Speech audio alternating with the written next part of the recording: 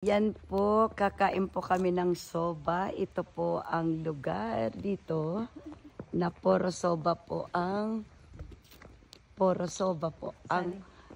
yes.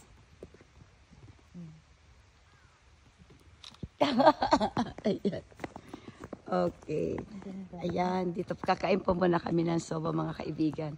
Ang ganda po, saktong umuulan po ng Yuki. Kaya, syempre masaya